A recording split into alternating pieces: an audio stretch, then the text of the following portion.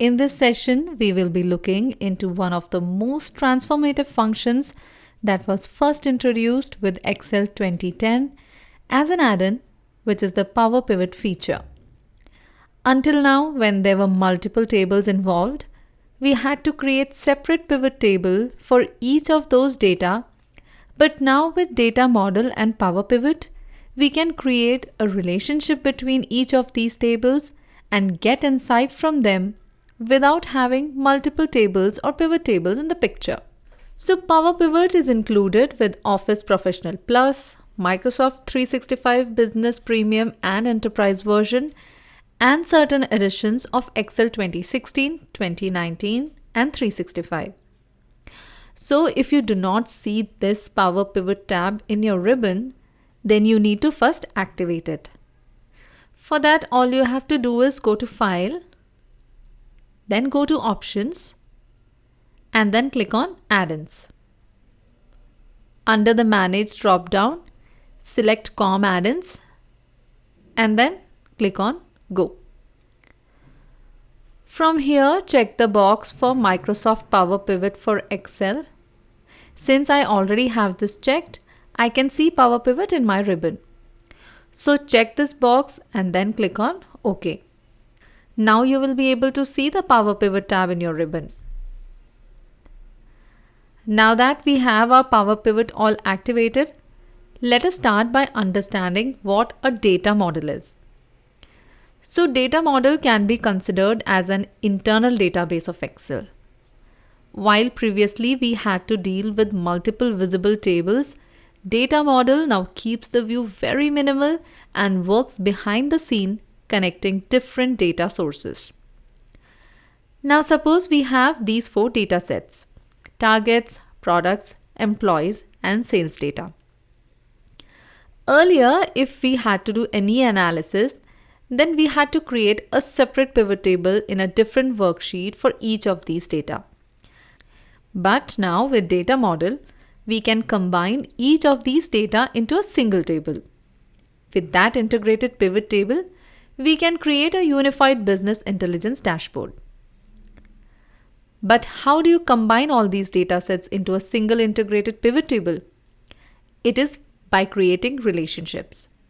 So let's see how we can create relationships between these tables. For that, we must first load the data sets. Here I will go to the Data tab and start importing the data into my spreadsheet. So I will go to Get Data under the Get and Transform Data. From here, I will go to From File and select the option from Text or CSV, as my data is in the CSV format. Now I will go to the folder location and select the sales_data. Click on Import. Now here, we can see the preview of the data that we are loading. From here, either we can directly import the data to Excel, but if you think that you want to make changes to the data, or if you want to check the quality of your data, you can choose the option Transform Data. This opens up the Power Query Editor. From here, you must first verify the data types. Check if the data types that have been auto-identified are correct or not. For example, if you look over here, the transaction ID is alphanumeric, hence it is identified as text. Entries in the date column is in the date format.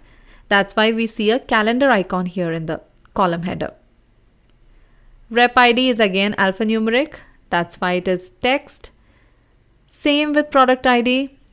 Quantity is numeric. That is why there is a numeric icon here.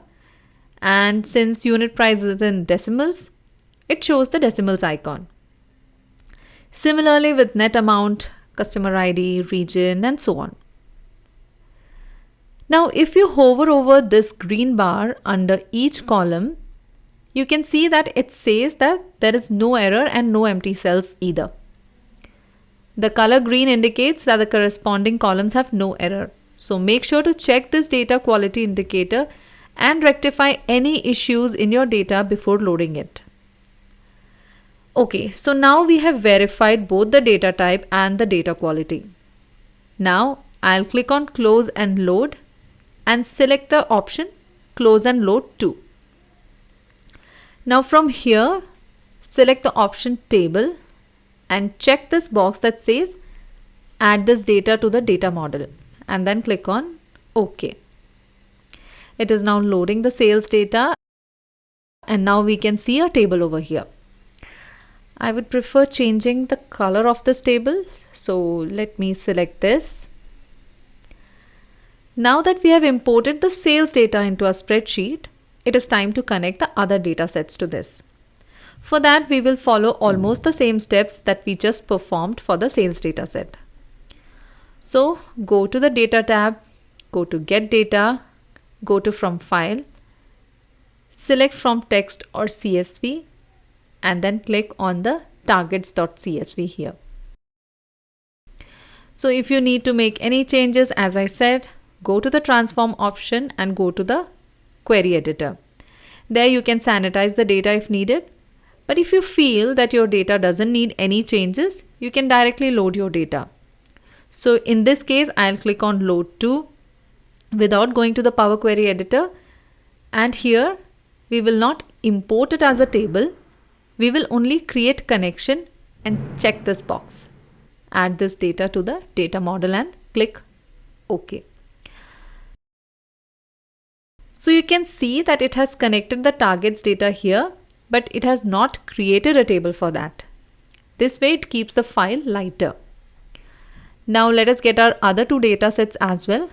I'll once again go to get data from file, from text or CSV, and then select the products file and click on import.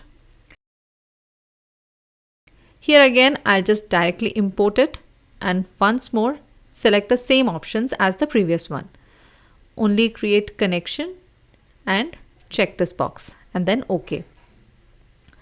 The products table is also now connected and now we have one more data set to go. So I'll go get that as well. Select employees. Click on load to and once again perform the same steps. So our aim here is to load the table for the sales data and connect the other data sets to it. This is where we will make use of the data model. For that, go to the Power Pivot tab and click on Manage. This opens up the Power Pivot interface. Now Power Pivot offers different types of views. So if we go to the Views section, we can see that currently Data View is enabled. Let us switch this to Diagram View to create relationships. We can see all the 4 data sets displayed over here, but as of now, there is no connection between them. They are just individual disconnected tables. So let's start creating relationships. First, we will create a relationship between sales and employee. To create a relationship, first we need to locate a common field in both the sales data and the employees data. And here, as we can see, it is rep ID. Now drag rep ID from sales data to rep ID in employees. We can see a one-to-many relationship. So the relationship goes from the employees table to the sales table. So it is 1 to the asterisk sign denotes many. So it is one-to-many relationship. That means one employee can have many sales or one employee can perform many sales. Next, let's create a relationship between the sales and the product table. For that, I will again look for a common field, which is product ID.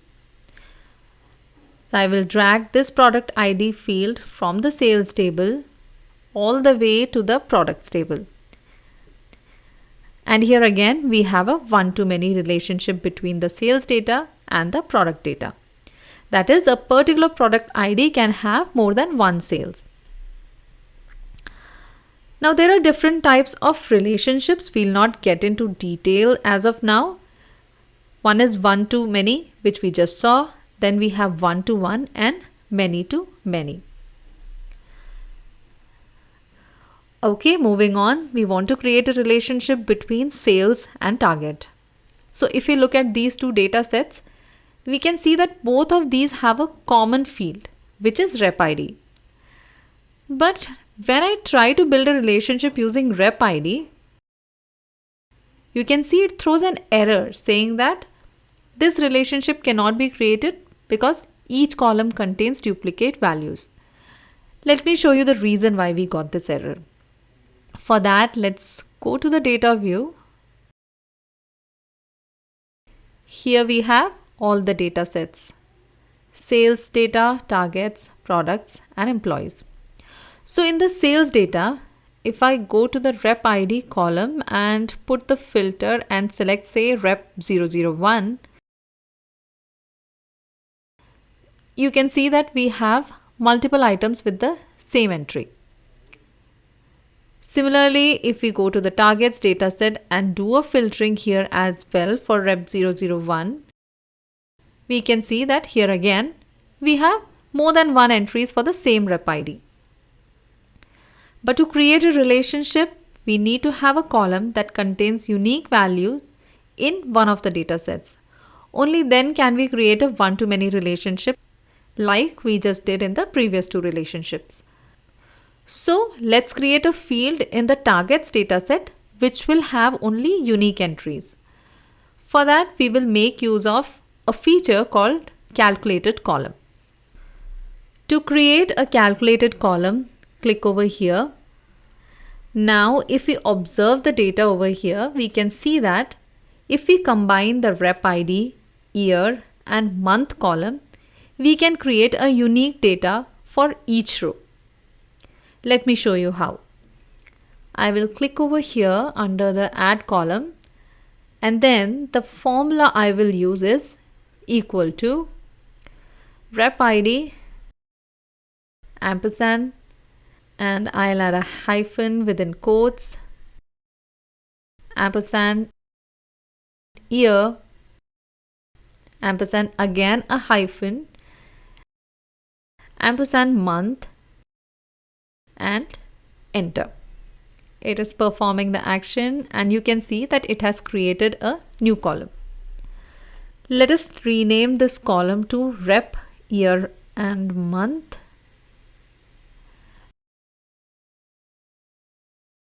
Now if I filter this, you will see that every value in this rep year month column appears only once.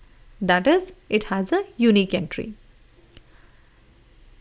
Now to create a relationship with the sales data, we need to have a similar column in the sales data set as well.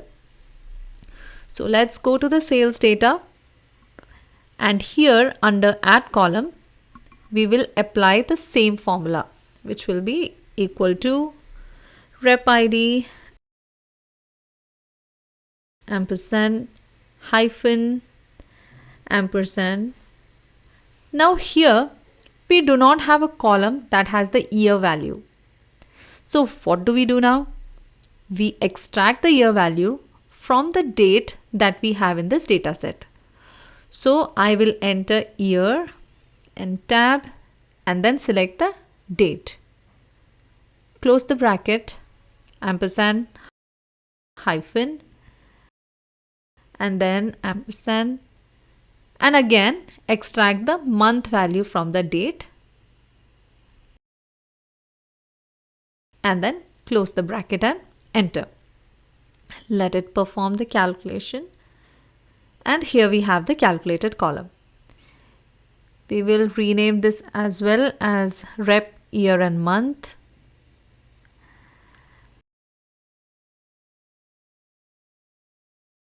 Now let's go back to our diagram view, and here you can see that the new column is reflecting under both sales data and targets data.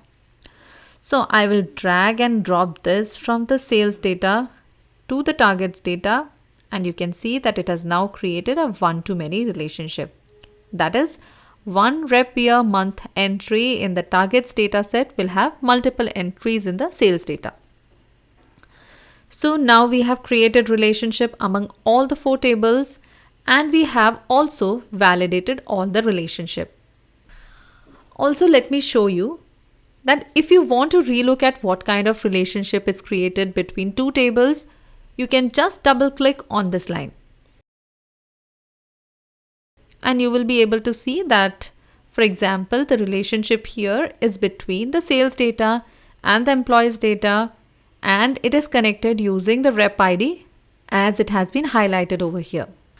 And just so that you are aware, some of the common issues that you may come across while creating a relationship can be mismatched data types like text versus numbers or missing values in key fields. Okay, now apart from this calculated column that we just saw, there are some other advanced features as well that data model offers. And one of them is calculated measures. Let's go to the data view once again. So as we just saw, a calculated column creates a new column within the existing table, and they are used for static calculations that apply row by row. So for each row, we have created an entry in the calculated column. But a calculated measure is used for dynamic calculations that changes based on context. To demonstrate that, I'll just click anywhere on this calculation area. Calculation area is nothing but this blank area under the table, which is segregated by this line. In case you are not able to see this calculated area, make sure that you have enabled it under the view section. As you can see here, the calculation area is selected. If I unselect it, this is how it will look like. And if I select calculation area option, I can see this. So I will go ahead and click on any empty cell under the table. Now to calculate the total sales, I will add a calculated measure and name the measure as total sales. Whatever we are entering is visible in the formula bar. So total sales is the name of the measure, colon, and now the formula is going to be equal to sum. So the formula for calculating total sales is sum of net sales. So when you select this formula, you can see all the column names that we have across data sets being listed over here. For example, here employees annual target means that this is the annual target column from the employees data set, or product name from the products table, standard price from the products table, and so on. I will select the net amount from the sales data and press enter. We can see that it has calculated the total sales. The total sales we see here is for all the sales that is currently listed over here. Now if I put a filter across region and select only the central region and click on OK, you can see the change in total sales here. So this is the total sales only for the central region. And if you want to select any particular representative, okay, so since I did not remove the filter from the previous calculation, the total sales showing here is actually for only rep 001 for the central region. Let me select all the representatives, and we can see that this is the total sales across central region for all the representatives under that region. Let me remove the filter from here and select all. And now this is the total sales when I remove all the filters. So this is how, with the help of calculated measures, we can very easily calculate the total sales for region, year, or any product, etc. dynamically. Now let's create another measure for total target. I will enter the measure name as total target, colon, and the formula that I will use is sum of monthly targets from the targets data set. Let me scroll down. Yeah, and here we have the monthly target from the targets data set. Close the bracket and hit enter. So now we have total sales and total target. If I apply a filter, say for the north region, I have the total sales and the total target for the north region. Let me remove the filter. So the total target measure gives a flexible aggregation of targets for any slice of data. Now I will create another measure which will show the percentage of achievement. So again, I'll click on a cell here and create a measure named percentage achieved. To calculate the percentage achieved, I have to divide the total sales by total target. So the formula I'm going to use is divide. As the numerator, I will provide total sales. So as I enter, you can see that I can see both total sales and total target over here. The sigma sign next to these two indicate that these are measures. So total sales and total target are the measures that we just created. I will select total sales, comma, and for the denominator, I will select total target, comma. For alternate result, I'll give 0, close the bracket and enter. This calculation has given the percentage achieved. I want to format this value because it has too many decimals. So I will right click and select format. Here under the category, I'll go to number. It shows decimal number here. I'll reduce the decimal places to 1 and click on OK. So we can see that it has reduced the decimal place to 1. Finally, we'll create one more measure named year-to-date sales for tracking the progress over time. So I will go to this cell, name it as YTD sales, colon, equal to, the formula is going to be total YTD. This will evaluate the total year-to-date sales, that is the total sales from the first date to the specified date. So the expression is going to be total sales, comma, and the date is going to be the date from the sales data. I will leave the other optional arguments, close the bracket and enter. So here we have the cumulative sales from the start of the year to the current period. The benefit, as I already discussed, of adding measures is that it automatically performs aggregation in pivot tables. It responds to filters and slicers and is easily applicable across different contexts. Let's get back to the data model. So there are certain best practices that you must follow when creating or using a data model. First is naming convention. Make sure you use descriptive names for your tables without spaces. For example, sales data, employee directory, and avoid random names. Make the column names clear and consistent. For example, rep ID or sales data, so that looking at the table, you understand what that column has. Don't simply give generic column names like ID, date, or amount. Instead, add a prefix to indicate what that data is about. Second is data types and formatting. Ensure that you have correct data types. For example, dates should be in date format, not in text. IDs should be in text format even if they have numeric entries. Any financials should be in currency or number, and categories in text format.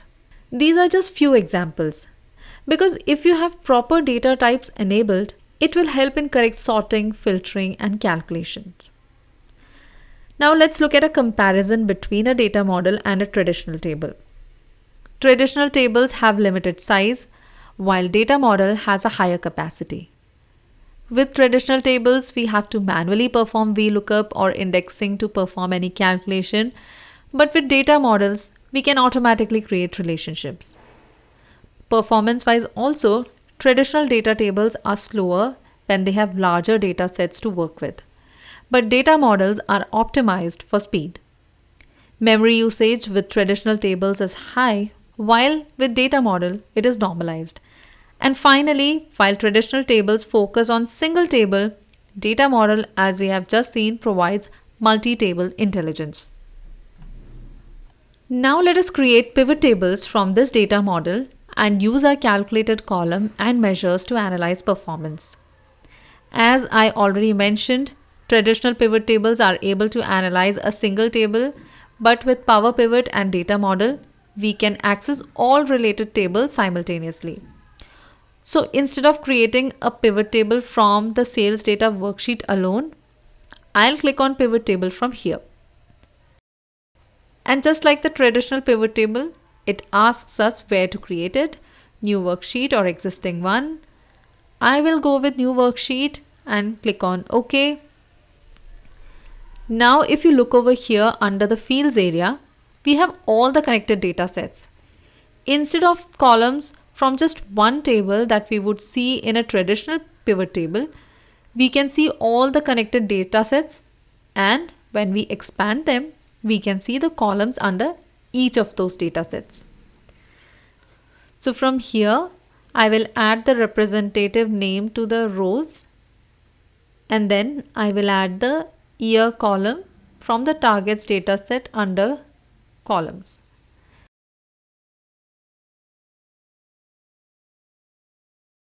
Finally, I will add our calculated measures, total sales, total target, and the percentage achieved under the values field. So here we have a view of the total sales, total target, and the percentage achieved for each year. Now I will go ahead and rename the row label as employee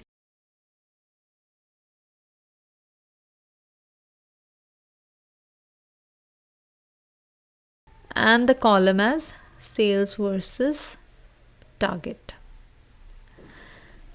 Now let's add a slicer. So slicer is a visual filter that lets you quickly slice and dice pivot table data by categories. So I'll go to the pivot table analyze tab. Now if by any chance you don't see the tab over here, just click anywhere on the pivot table and the pivot table analyze tab will be visible to you. So I'll click here and select this option, insert slicer, select region and click on OK. We now have a slicer which lists all the region. I'll add another slicer. So I'll go to the pivot table analyze, click on insert slicer. Now if you closely observe here, there are two tabs, active and all. The active tab has the data sets which we are actively using. And if you do not see any particular header over here under the active tab, then go to the all tab where you will be able to see all the data sets and the columns within them. So here I will select category from the products table and click on OK. Now say I want to analyze the sales for central region under the category electronics. I will select these two from the slicer and the dashboard dynamically changes. If you want to perform multiple selections, we can do that as well. Just click over here and select multiple fields. We can also filter from here. For example, to find out the sales versus target of a particular employee, select that, click on OK. So here we have made use of data model and Power Pivot to create a dynamic dashboard that compares sales versus targets, calculates achievement percentage, and allows filtering by region or products for years.